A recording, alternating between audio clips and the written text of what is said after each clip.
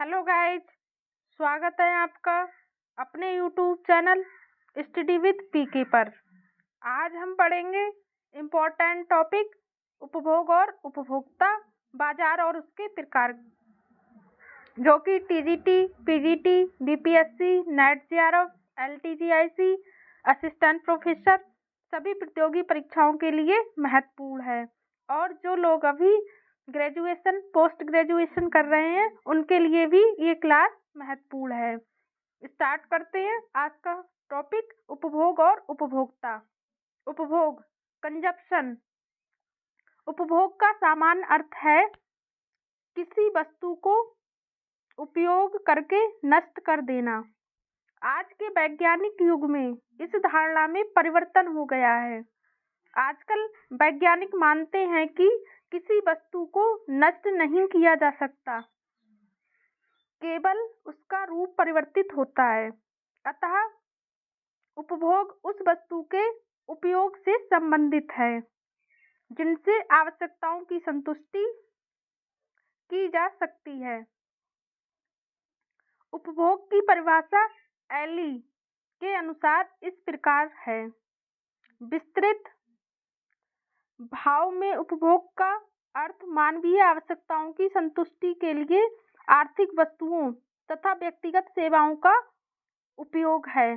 परीक्षा की दृष्टि से एली की परिभाषा बहुत ही महत्वपूर्ण है।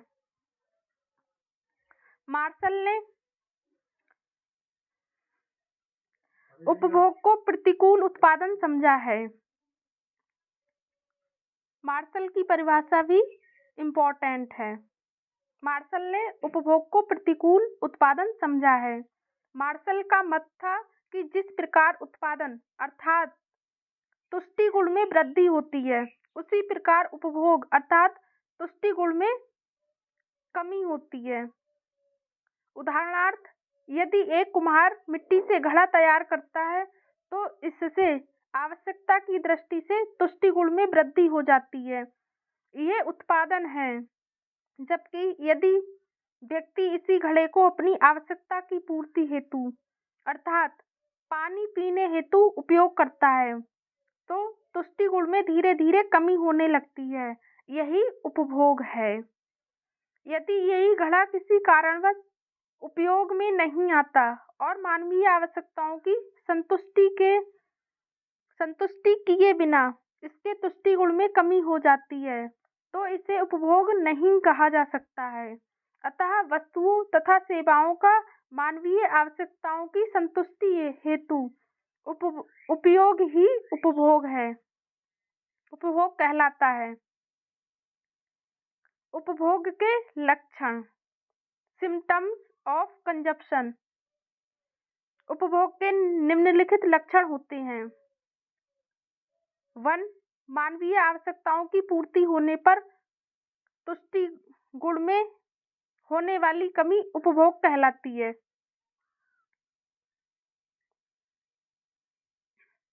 2. उपभोग द्वारा वस्तु या सेवा नष्ट नहीं होती, केवल उसके तुष्टि गुण में कमी होती है। कुछ वस्तुओं के तुष्टि गुण में बहुत तीव्रता से कमी होती है, किसी में बहुत धीरे। जैसे भोजन, फल आदि का तुष्टि गुण उनके उपयोग के साथ ही समाप्त हो जाता है, अतः इसे शीघ्र उपभोग, क्विक कंजप्शन कहा जाता है। जबकि कुछ वस्तुएं जैसे कपड़े, कुर्सी, मकान आदि टिकाऊ होने से उनके तुष्टि गुण में कमी बहुत धीरे होती है, अतः इसे मंद उपभोग, शॉर्ट कंजप्शन कहा जाता है। 3. आवश्यकताओं की संतुष्टि के प्रत्यक्ष रूप में होने पर ही वस्तु उपभोग कहलाती है। जैसे यदि कच्चा माल किसी वस्तु को बनाने हेतु उपयोग किया जाता है तो वह उत्पादन कहलाता है।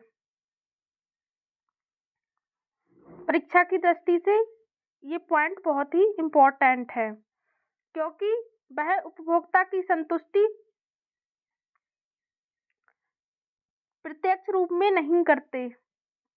प्रत्यक्ष उपभोग का अर्थ अंतिम उपभोग से होता है, अर्थात जब वस्तुओं और सेवाओं का प्रयोग आवश्यकताओं की प्रत्यक्ष संतुष्टि के लिए किया जाता है तो उसे अंतिम उपभोग कहते हैं।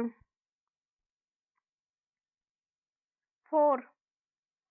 यदि किसी वस्तु के तुष्टि गुण में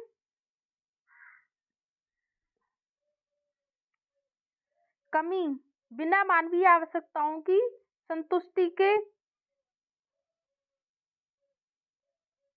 हो जाती है तो उसे उपभोग नहीं कहते हैं।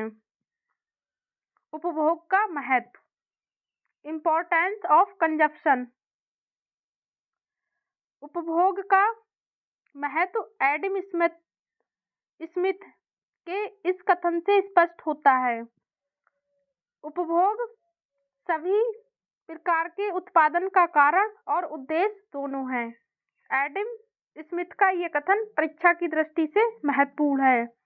एडम स्मिथ के अनुसार उपभोग सभी प्रकार के उत्पादन का कारण और उद्देश्य दोनों हैं। क्वेश्चन पूछा जा सकता है, उपभोग आर्थिक क्रियाओं में महत्वपूर्ण स्थान रखता है। ये महत्व इन बातों के आधार पर सिद्ध होता है। फर्स्ट, आर्थिक क्रियाओं का आधार। व्यक्ति को अपनी आवश्यकताओं की संतुष्टि के लिए कुछ न कुछ प्रयत्न करने पड़ते हैं। उसे अपनी आवश्यकताओं की संतुष्टि के लिए कुछ साधन तो प्रकृति द्वारा निःशुल्क प्राप्त हो जाते हैं, जैसे हवा, पानी, प्रकाश आदि, लेकिन बाकी साधनों को प्राप्त करने हेतु उसे प्रयत्न करने पड़ते हैं। साधन सीमित होते हैं। ये क्वेश्चन कई बार पूछा गया है। साधन होते हैं सीमित, साधन सीमित होते हैं, ये याद रखिए। और इन सीमित साधनों के उचित उपयोग द्वारा व्यक्ति अपनी आवश्यकताओं की संतुष्टि करता है।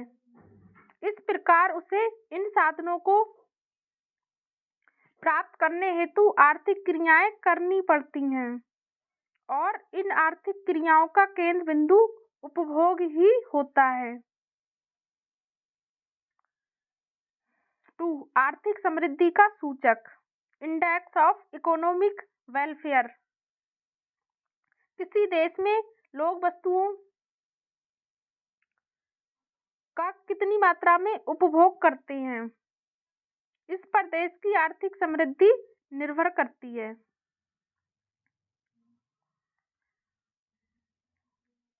3. उपभोग की मात्रा पर उत्पादन,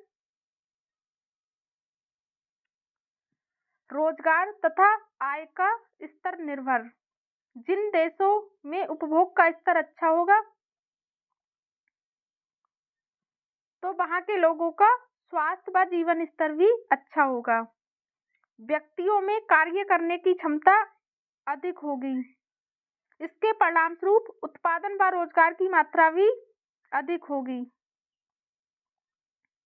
इस प्रकार उत्पादन, रोजगार तथा आय का स्तर उपभोग पर निर्भर करता है। उपभोक्ता, कंज्यूमर।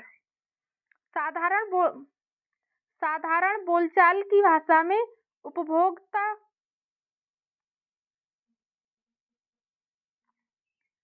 का अर्थ है उपभोग करने वाला व्यक्ति, अर्थात जो व्यक्ति अपनी आवश्यकताओं की संतुष्टि के लिए विभिन्न वस्तुओं को क्रय करता हो, वह उपभोक्ता कहलाता है।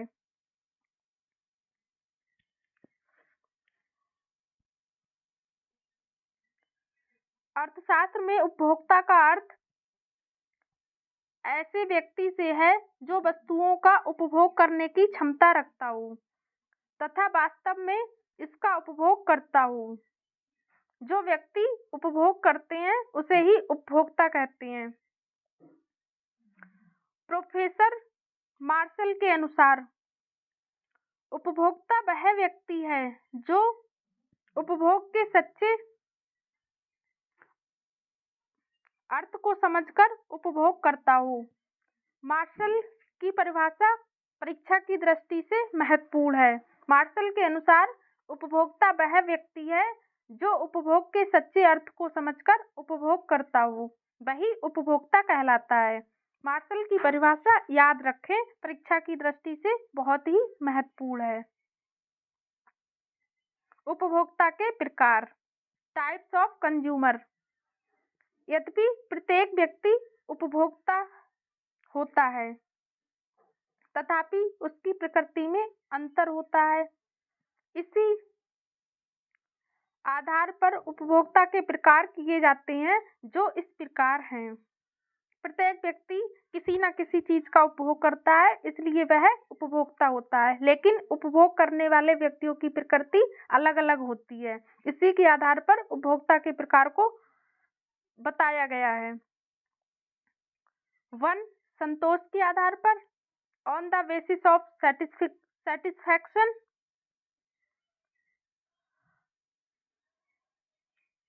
व्यापारिक उपभोक्ता, कमर्शियल कंज्यूमर।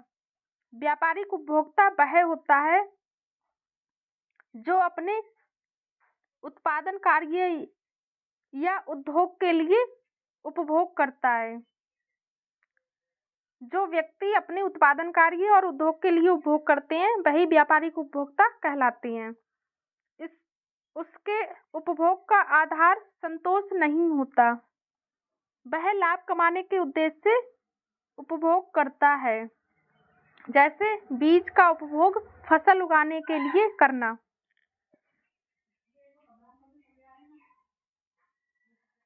घरेलू उपभोक्ता, हाउस होल्ड कंज्यूमर। यदि कोई उपभोक्ता अपनी आवश्यकता की संतुष्टि प्रत्यक्ष उपभोग द्वारा करता है, तो उसे घरेलू उपभोक्ता कहा जाता है। इसका मुख्य आधार संतोष की प्राप्ति करना है। जैसे अन्न का उपभोग भोजन बनाने के लिए किया जाता है। समय के आधार पर, on the basis of time. वर्तमान उपभोक्ता, प्रेजेंट कंज्यूमर। जो उपभोक्ता वर्तमान आवश्यकताओं की संतुष्टि हेतु उपभोग करता है, उसे वर्तमान उपभोक्ता कहा जाता है।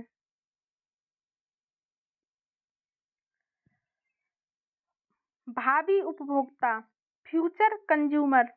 यदि कोई उपभोक्ता अपनी आवश्यकताओं की पूर्ति भविष्य हेतु स्थगित कर देता है, तो उसे भावी उपभोक्ता कहा जाता है।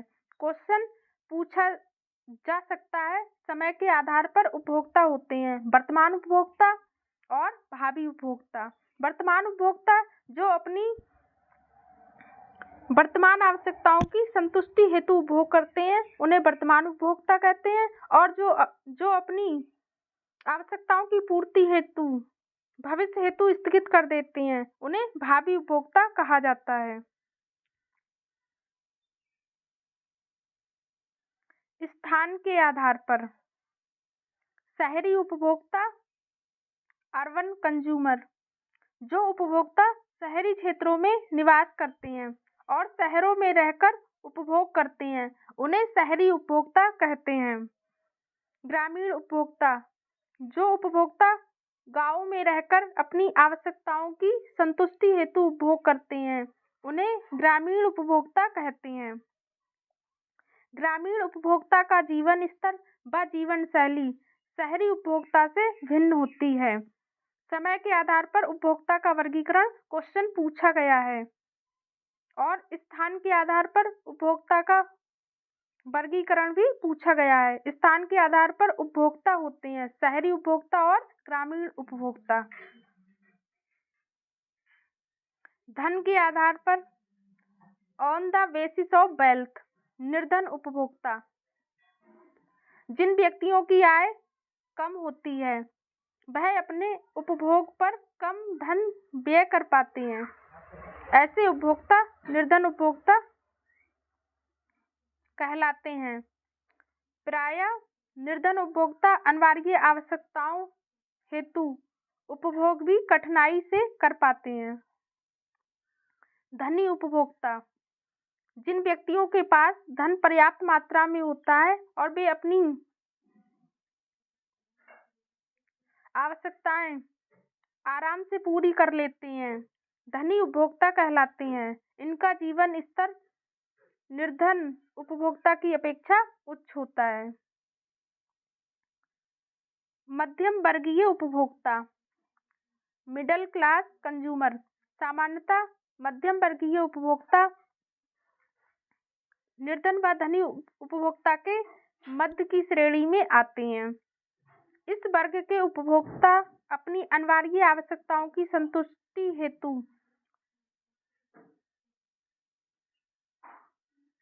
उपभोग तो आसानी से कर लेते हैं, किंतु आरामप्रद विलासितापूर्ण आवश्यकताओं की संतुष्टि में इन्हें कठिनाई आती है। शिक्षा के आधार पर on the basis of education शिक्षित उपभोक्ता सामान्यतः जो व्यक्ति शिक्षित होता है और उसे व्यय की पूरी जानकारी होती है, वह अपनी आय का विवेकपूर्ण व्यय कर सकता है। ऐसा उपभोक्ता शिक्षित उपभोक्ता कहलाते हैं। अशिक्षित उपभोक्ता ऐसे उपभोक्ता जिन्हें व्यय प्रणाली का ज्ञान नहीं होता, वे अशिक्षित उपभोक्ता कहलाते हैं। अशिक्षित उपभोक्ता जानकारी के अभाव में ठीक तरीके से व्यय नहीं कर पाते हैं और आर्थिक हानि उठाते हैं। सचेतता के आधार पर सचेत उपभोक्ता वे उपभोक्ता अपने अधिकारों के प्रति सचेत होते हैं। सचेत उपभोक्ता कहलाते हैं। ऐसे उपभोक्ता अपना अहित नहीं होने देते और किसी भी प्रकार का शोषण होने पर उसके विरुद्ध आवाज उठाते हैं।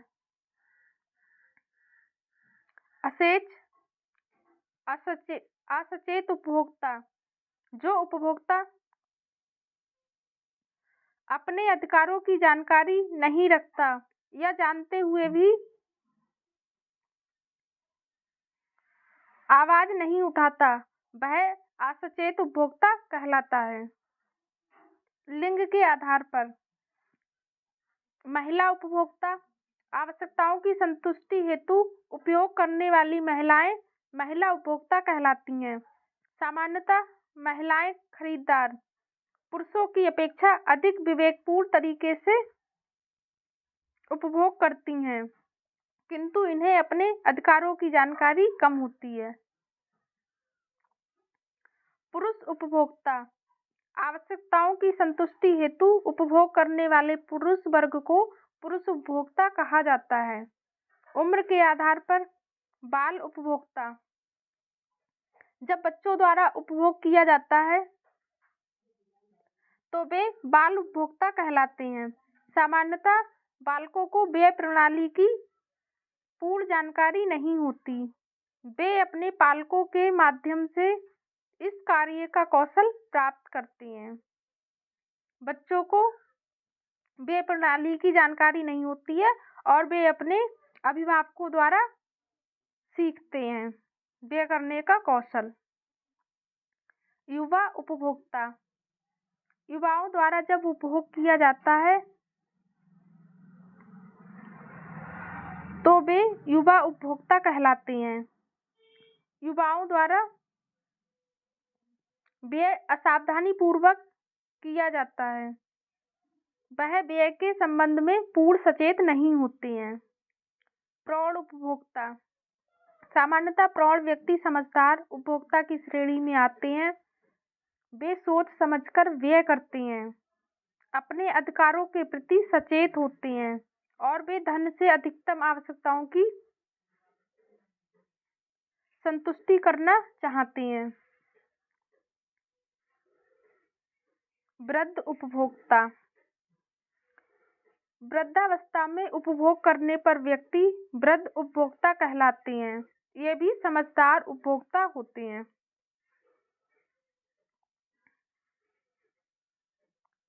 उपभोक्ता के प्रकार का आधार और प्रकार। परीक्षा की दृष्टि से ये टेबल बहुत ही महत्वपूर्ण है। क्वेश्चन उपभोक्ताओं के प्रकार से कई बार पूछा गया है। संतोष के आधार पर व्यापारिक उपभोक्ता और घरेलू उपभोक्ता।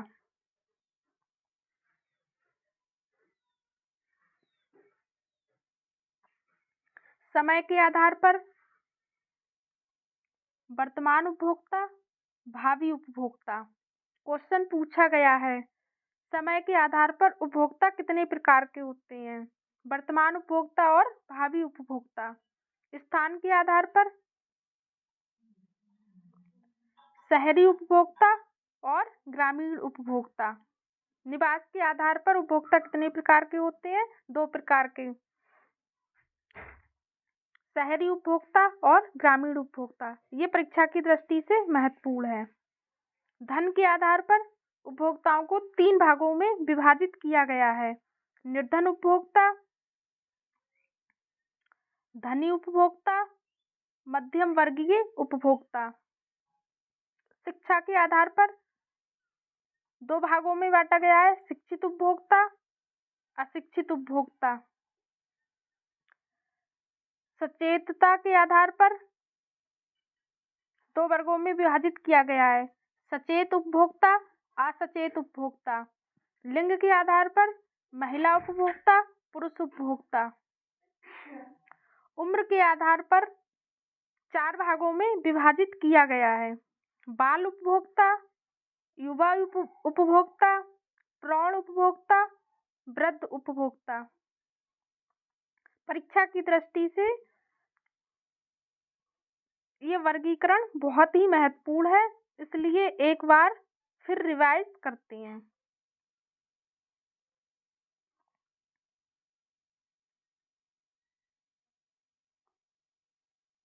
उपभोक्ता के प्रकार का आधार और प्रकार। संतोष के आधार पर व्यापारिक उपभोक्ता और घरेलू उपभोक्ता। समय के आधार पर वर्तमान उपभोक्ता, भावी उपभोक्ता।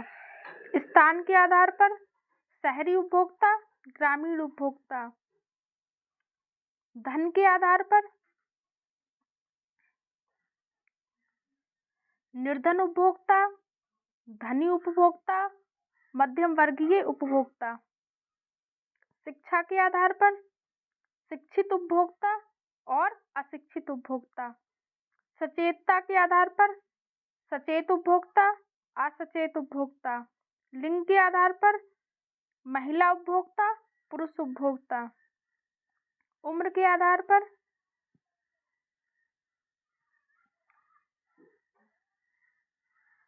बाल उपभोक्ता, युवा उपभोक्ता, प्रौढ़ उपभोक्ता, वृद्ध उपभोक्ता। उपभोक्ता को प्रभावित करने वाले तत्व। उपभोक्ता अपनी समस्त क्रियाएं, आवश्यकताओं को पूर्ण करने हेतु और अपना जीवन स्तर ऊंचा उठाने हेतु करता है। व्यक्ति की आवश्यकताएं अनंत होती हैं। व्यक्ति की आवश्यकताएं अनंत होती हैं, ये क्वेश्चन पूछा गया है। उन्हें पूरा करने हेतु धन सीमित होता है।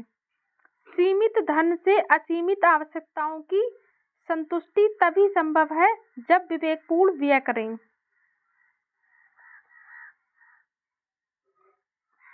उपभोक्ता कितना ही विवेकशील, शिक्षित और जानकार क्यों न हो, कई तत्व उसके चुनाव व्यय को प्रभावित करते हैं।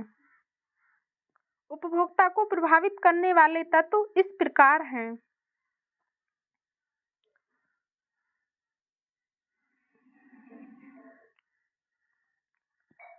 आदत, फैशन एवं रीति रिवाज। व्यक्ति यदि किसी वस्तुओं का उपभोग लगातार करता है तो वह उसकी आदत में परिवर्तित हो जाता है। सामान्यतः किसी वस्तु की आदत बन जाने पर उसे बदलना कठिन होता है।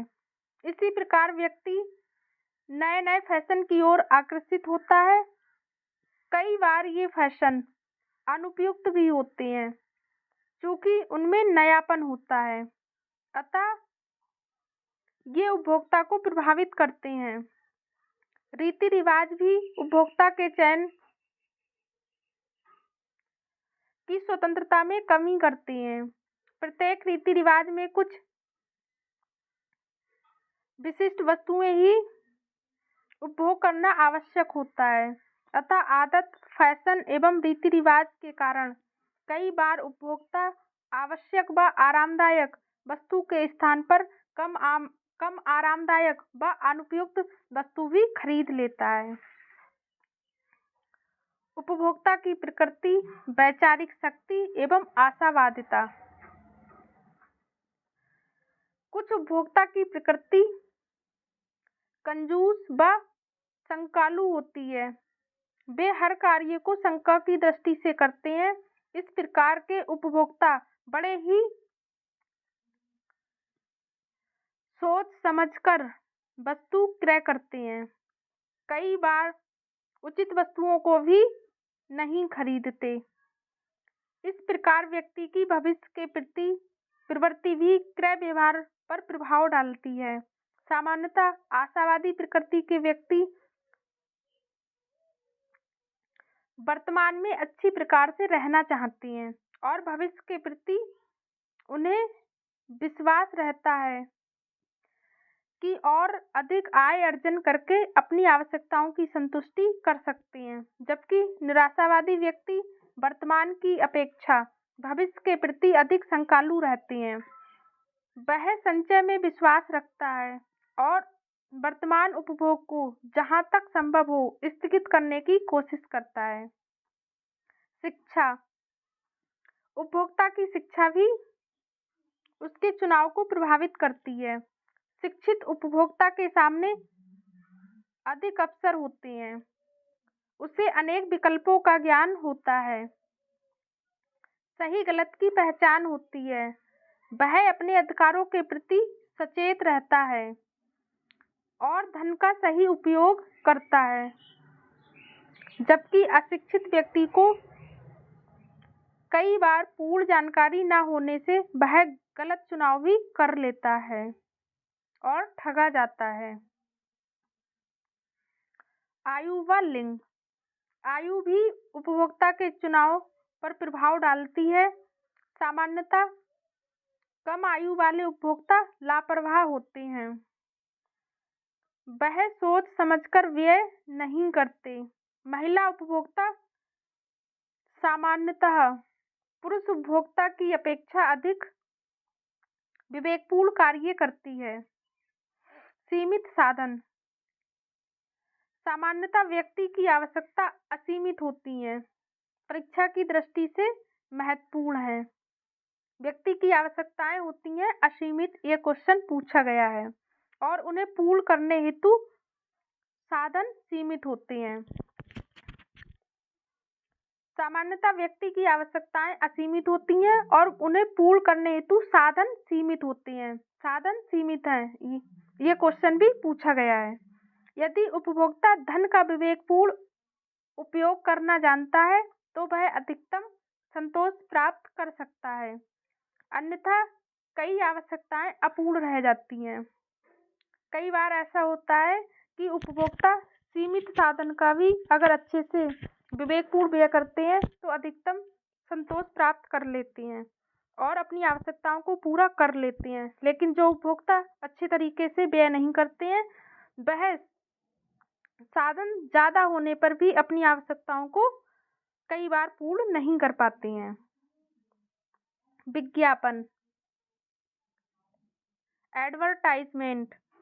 उपभोक्ता के चुनाव को विज्ञापन बहुत अधिक प्रभावित करते हैं। क्वेश्चन पूछा गया है, उपभोक्ता के चुनाव को प्रभावित करते हैं विज्ञापन। इसलिए ध्यान से पढ़ें। स्वस्थ विज्ञापन जहां उपभोक्ता को सही जानकारी प्रदान करते हैं, वहीं भ्रामक विज्ञापन भ्रम उत्पन्न करते हैं और उपभोक्ता के चुनाव को प्रभावित करते हैं। उपभोक्ता सबसे अधिक प्रभावित होते हैं विज्ञापन से, ये क्वेश्चन पूछा गया है। बाजार प्रणाली, कई बार वस्तुओं में उद्योगपति का एकाधिकार होता है, अतः उपभोक्ता का चुनाव सीमित हो जाता है। प्रतिस्पर्धापूर्ण बाजार में उपभोक्ता के पास ये अवसर होता है कि वह अनेक विकल्पों के मध्य सही चुनाव करे, अतः आवश्यक है कि उपभोक्ता सचेत रहे, सावधानीपूर्वक अपनी आवश्यकताओं का निर्धारण करे, विवेकपूर्ण चुनाव करे व अपनी सीमित आय से अधिकतम आवश्यकताओं की पूर्ति करे। नेक्स्ट टॉपिक, बाजार व बाजार के भेद। साधारण बोलचाल की भाषा में बाजार का अर्थ उस स्थान से लिया जाता है जहां क्रेता और विक्रेता दोनों एकत्र हों और उनके मध्य वस्तुओं का लेन देन किया जाता है। अर्थशास्त्र में बाजार का अर्थ किसी स्थान विशेष से नहीं होता। अर्थशास्त्र में बाजार के अंतर्गत वह समस्त क्षेत्र सम्मिलित किया जाता है जहां क्रेता और विक्रेता मौजूद हों, उनके बीच लेन देन हो व इनका व्यापक क्षेत्र हो, कि प्रतिस्पर्धा द्वारा वस्तुओं का मूल्य निश्चित किया जा सके, किंतु वर्तमान में कई बार ये संभव नहीं होता। कई वस्तुओं की कीमत उद्योगपति या सरकार द्वारा निश्चित कर दी जाती है और उनमें मोल भाव का प्रश्न नहीं उठता। आज बाजार का क्षेत्र बहुत विस्तृत हो गया है। संचार के साधनों के कारण ये अंतर्राष्ट्रीय स्तर तक विकसित हो गया है। बाजार की विशेषताएं। बाजार की कुछ मुख्य विशेषताएं इस प्रकार हैं। फर्स्ट है वस्तु। बाजार में वस्तु का होना आवश्यक है। यदि वस्तु ना हो तो बाजार नहीं हो सकता।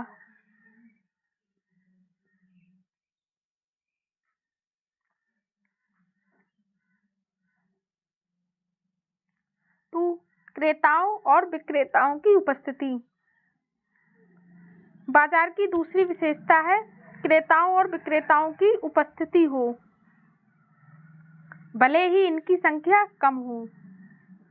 क्षेत्र। बाजार की तीसरी विशेषता है कि संपूर्ण क्षेत्र जिसमें वस्तु के क्रेता और विक्रेता पाए जाएं, बाजार कहलाता है। 4, कीमत निर्धारण। बाजार की यह महत्वपूर्ण विशेषता है। बाजार में क्रेता एवं विक्रेता का प्रत्यक्ष व निकट संपर्क होना चाहिए ताकि उनमें प्रतियोगिता हो सके। प्रतियोगिता के द्वारा ही कीमत का ऐसा निर्धारण संभव होता है जिस पर क्रेता वस्तु खरीद सके और विक्रेता वस्तु बेचने को तैयार हो। परीक्षा की दृष्टि से बाजार की विशेषताएं महत्वपूर्ण हैं। बाजार की कुछ विशेषताएं इस प्रकार हैं, जैसे वस्तु, क्रेता और विक्रेता की उपस्थिति, क्षेत्र, कीमत निर्धारण। बाजार के लिए वस्तु होनी चाहिए, क्रेता और विक्रेताओं की उपस्थिति होनी चाहिए, एक क्षेत्र होना चाहिए और कीमत निर्धारण होना चाहिए। बाजार की परिभाषा। कुछ मुख्य अर्थशास्त्रियों के अनुसार बाजार की परिभाषाएं इस प्रकार हैं। प्रोफेसर क्रूमो के अनुसार बाजार शब्द से अर्थशास्त्रियों का तात्पर्य किसी विशेष स्थान से नहीं होता जहां वस्तु खरीदी और बेची जाती हैं, बल्कि वह संपूर्ण क्षेत्र जिसमें क्रेता और विक्रेता के बीच स्वतंत्र प्रतियोगिता इस प्रकार हो कि समान वस्तुओं की कीमतें संपूर्ण क्षेत्र में समान होने की प्रवृत्ति हो। परीक्षा की दृष्टि से ये परिभाषा महत्वपूर्ण है। प्रोफेसर जे के मेहता के अनुसार बाजार शब्द का अर्थ उस स्थिति से लिया जाता है जिसमें एक वस्तु की मांग उस स्थान पर हो जहां इसे बेचने के लिए प्रस्तुत किया जाए। बाजार के भेद कई आधारों पर किए जाते हैं। बाजार के ये भेद इस प्रकार हैं।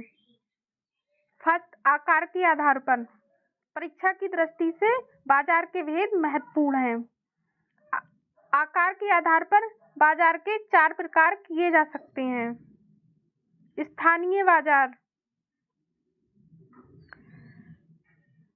जिन वस्तुओं का क्रय विक्रय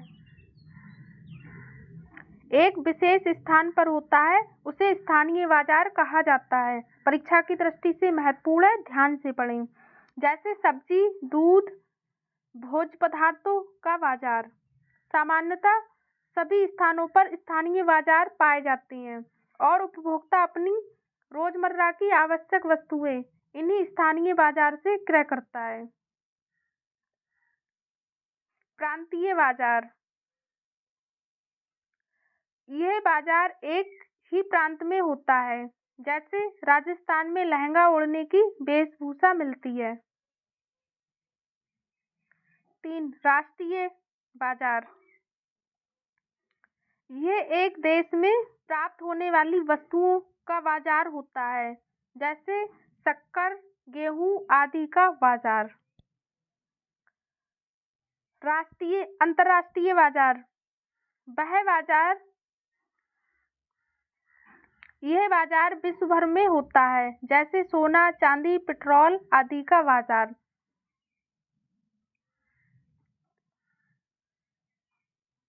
आकार के आधार पर बाजार 4 प्रकार के होते हैं। स्थानीय बाजार, जहां वस्तुओं का क्रय विक्रय एक निश्चित स्थान पर होता है, एक विशेष स्थान पर होता है, उसे स्थानीय बाजार कहा जाता है। प्रांतीय बाजार, जहां वस्तुओं का क्रय विक्रय एक ही प्रांत में होता है, उसे प्रांतीय बाजार कहते हैं। जहां वस्तुओं का क्रय विक्रय पूरे एक ही देश में होता है, उसे राष्ट्रीय बाजार कहते हैं। और जहां विश्व भर में होता है, यानी कि पूरे विश्व में वस्तुओं का क्रय विक्रय होता है, उसे अंतर्राष्ट्रीय बाजार कहते हैं। परीक्षा की दृष्टि से ये महत्वपूर्ण है। समय के आधार पर वस्तु की मांग और पूर्ति में परिवर्तन होता है और इस आधार पर 3 प्रकार के बाजार पाए जाते हैं। अति अल्पकालीन बाजार, इस प्रकार के बाजार में वस्तुओं की पूर्ति में परिवर्तन नहीं होता, अतः वस्तु की कीमत प्रमुख रूप से मांग पक्ष पर निर्भर करती है। अल्पकालीन बाजार में वस्तु की पूर्ति में परिवर्तन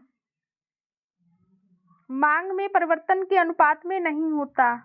अल्पकाल में उत्पादक के पास इतना समय नहीं होता कि वह उत्पादन में परिवर्तन करने हेतु उत्पादन के सभी साधनों में परिवर्तन कर सके। अल्पकाल में उत्पादन के साधन 2 प्रकार के होते हैं, स्थिर व परिवर्तनशील। इस प्रकार अल्पकालीन बाजार में वस्तु की पूर्ति एक मात्रा तक सीमित रहती है। दीर्घकालीन बाजार में उत्पादन के पास इतना लंबा समय होता है कि पूर्ति के अनुसार सरलता से परिवर्तन किया जा सकता है, क्योंकि उत्पादन के सभी साधन परिवर्तनशील होते हैं। वैधानिक आधार पर बाजार 2 प्रकार के होते हैं। ये क्वेश्चन पूछा गया है। वैधानिक आधार पर बाजार कितने प्रकार के होते हैं? 2 प्रकार के, उचित बाजार और चोर बाजार। उचित बाजार, ऐसा बाजार जिस पर सरकार का नियंत्रण होता है, उसे उचित बाजार कहते हैं। ऐसे बाजार में कीमत का निर्धारण सरकार द्वारा किया जाता है। चोर बाजार, यदि व्यापारी किसी वस्तु को मनमानी कीमत पर सामान्यतः बेचते हैं और सामान्यतः निर्धारित कीमतों से अधिक लेते हैं तो उसे चोर बाजार कहते हैं। जिन वस्तुओं की पूर्ति कम होती है और मांग अधिक होती है उसकी चोर बाजारी की जाती है। क्रय की मात्रा की दृष्टि से, वस्तु के क्रय की मात्रा की दृष्टि से बाजार दो प्रकार के होते हैं, थोक बाजार, होलसेल मार्केट। जब वस्तुओं की अधिक मात्रा एक साथ बेची जाती है तो उसे थोक बाजार कहते हैं। सामान्यतः विक्रेता वस्तुएं थोक में खरीदते हैं। कई बार गृहिणी भी मौसमी वस्तुएं, किराना सामान आदि थोक में खरीदती हैं। खेरची बाजार, जब वस्तुओं की थोड़ी थोड़ी मात्रा बेची जाती है तो उसे खेरची बाजार कहा जाता है। सामान्यतः उपभोक्ता खेरची बाजार से ही वस्तुएं क्रय करते हैं। विशिष्टता की दृष्टि से, विशिष्टता की दृष्टि से बाजार के दो प्रकार किए जा सकते हैं। विशिष्ट बाजार, जिस बाजार में एक ही वस्तु के विक्रेता एकत्र होकर क्रय विक्रय करते हैं उसे विशिष्ट बाजार कहते हैं। जहां पर एक ही वस्तु का क्रय विक्रय किया जाता है उसे विशिष्ट बाजार कहा जाता है। सामान्यतः बड़े शहरों में इस प्रकार के बाजार पाए जाते हैं, जैसे सर्राफा बाजार जहां चांदी सोने का क्रय विक्रय किया जाता है, अनाज मंडी आदि। सामान्य बाजार, जिस बाजार में विभिन्न वस्तुओं के विक्रेता एकत्र हों, ऐसे बाजार को सामान्य बाजार कहते हैं। सामान्यतः सभी गांवों व शहरों में इस प्रकार के बाजार पाए जाते हैं। प्रतियोगिता के आधार पर, प्रतियोगिता के आधार पर दो प्रकार के बाजार होते हैं। पूर्ण प्रतियोगी बाजार, जिस बाजार में क्रेता और विक्रेताओं की संख्या काफी अधिक हो तथा सभी बाजार की दशाओं का पूर्ण ज्ञान रखते हों और सभी विक्रेता वस्तु की एक समान इकाइयां बेचते हैं और सब स्थान पर वस्तु की एक ही कीमत प्रचलित होती है, ऐसे बाजार को पूर्ण प्रतियोगी बाजार कहते हैं। सामान्यतः ऐसे बाजार कम ही पाए जाते हैं। अपूर्ण प्रतियोगी बाजार, जब बाजार में क्रेताओं और विक्रेताओं में जानकारी का अभाव हो, वस्तुओं के अनेक स्थानापन्न बाजार में उपलब्ध हों, सभी स्थानों पर कीमतों में विभिन्नता पाई जाए, ऐसे बाजार को अपूर्ण प्रतियोगी बाजार कहते हैं। अन्य बाजार, पारिवारिक दृष्टि से अन्य प्रकार के बाजार भी प्रचलित हैं। यह इस प्रकार हैं। सहकारी बाजार, सहकारी बाजार सहकारिता के आधार पर चलाया जाता है। ये दो प्रकार के हो सकते हैं, सरकार द्वारा नियंत्रित, सहकारी समिति द्वारा नियंत्रित। सरकार द्वारा सहकारी बाजार नियंत्रित किए जाते हैं। सरकार विभिन्न स्थानों से सामान क्रय करके एक ही स्टोर्स में सब प्रकार की वस्तुएं उपलब्ध कराती है, जैसे किराना सामान, स्टेशनरी, वस्त्र, दवाइयाँ आदि। इनमें वस्तुएं निर्धारित कीमत पर मिलती हैं और उनमें मोल भाव नहीं होता। इस प्रकार सहकारी समिति कुछ व्यक्तियों का समूह होता है जिनका चुनाव प्रजातांत्रिक तरीके से किया जाता है। ये लोग मिलकर दुकान का संचालन करते हैं और उचित कीमत पर उचित गुणवत्ता वाली वस्तुओं का क्रय करते हैं। सामान्यतः इन स्थानों पर वस्तुएं उचित कीमत पर प्राप्त होती हैं। सेल, कई व्यक्ति किसी स्थान विशेष से एक साथ बड़ी मात्रा में सस्ता माल क्रय करते हैं और उपभोक्ता को बाजार से कम कीमत पर वस्तुएं उपलब्ध कराते हैं। कई बार इन सेल में अच्छी वस्तुएं मिल जाती हैं, कई बार घटिया। गृहिणी को इनमें से वस्तु क्रय करते समय पूर्ण जानकारी होनी चाहिए। हाथ ठेले। आजकल नगरों की सीमा में वृद्धि होने से बाजार दूर दूर होने लगे। यातायात के साधनों में कठिनाई होने से गृहिणी के पास बाजार जाने का पर्याप्त समय न होने से हाथ ठेले काफी लोकप्रिय हो गए।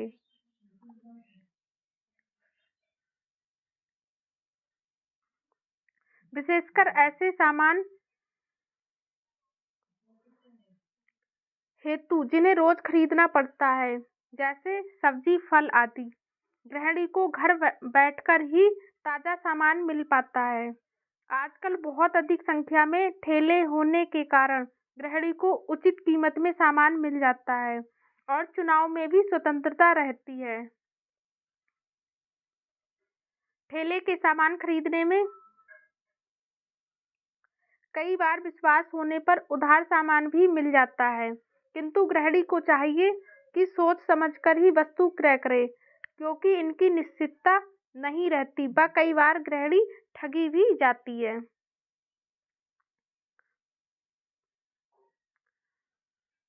फुटपाथ की दुकानें। आजकल करीब करीब हर सामान फुटपाथ पर मिलता है। अधिकांशतः ऐसा सामान दुकानों पर प्रचलित नहीं होता।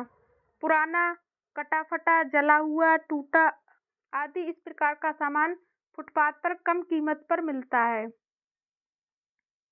निर्धन उपभोक्ता प्रायः इस प्रकार का सामान खरीदते हैं। कभी कभी अच्छी व उपयोगी वस्तुएं भी फुटपाथ पर मिल जाती हैं, लेकिन गृहिणी को इसकी पर्याप्त जानकारी होनी चाहिए।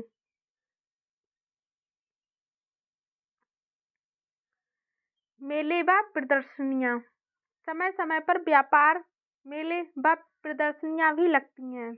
इसमें किसी प्रांत विशेष का सामान या मौसमी वस्तुएं, हथकरघा वस्तुएं, हस्तशिल्प की वस्तुएं, दुर्लभ वस्तुएं आदि प्राप्त हो जाती हैं। विभागीय स्टोर्स। बड़े बड़े नगरों में इस प्रकार के विभागीय स्टोर्स पाए जाते हैं। इनमें एक ही स्थान पर सब प्रकार का सामान मिल जाता है, जैसे किराना सामान, वस्त्र, दवाइयाँ, हौजरी, कटलरी आदि। गृहिणी किसी प्रतिष्ठित दुकान से वस्तुएं क्रय कर सकती है। इस प्रकार अनेक स्थानों से गृहिणी क्रय कर सकती है। जरूरी है कि उसे बाजार का पूर्ण ज्ञान होना चाहिए। सामान्यतः अनुभव द्वारा एक दूसरे से चर्चा करके पर्याप्त जानकारी एकत्र करके ही क्रय करना चाहिए, ताकि उसे व्यय का अधिकतम संतोष प्राप्त हो सके।